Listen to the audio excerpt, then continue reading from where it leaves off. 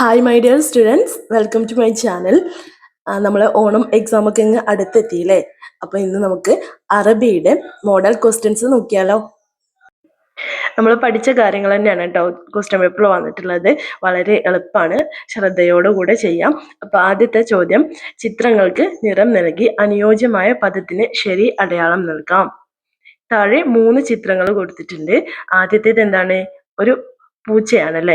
രണ്ടാമത്തേത് ആപ്പിള്, മൂന്നാമത്തേത് ഒരു കോഴിക്കുഞ്ഞ്.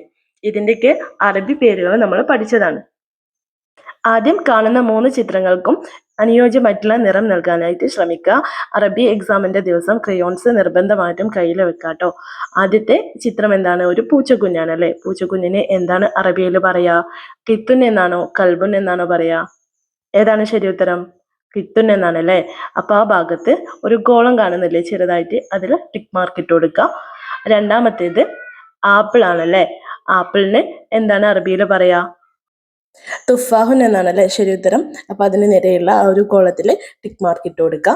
മൂന്നാമത്തേത് കോഴിക്കുഞ്ഞാണല്ലേ. കോഴിക്കുഞ്ഞിന് എന്താണ് അറബിയിൽ പറയാ?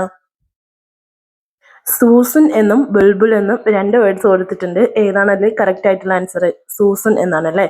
അപ്പൊ അതിന് നേരെ ഉള്ള കോളത്തിൽ ടിക്ക് മാർക്ക് ഇട്ട് കൊടുക്കുക. അപ്പൊ ഇതാണ് കേട്ടോ ഫസ്റ്റത്തെ ആക്ടിവിറ്റി.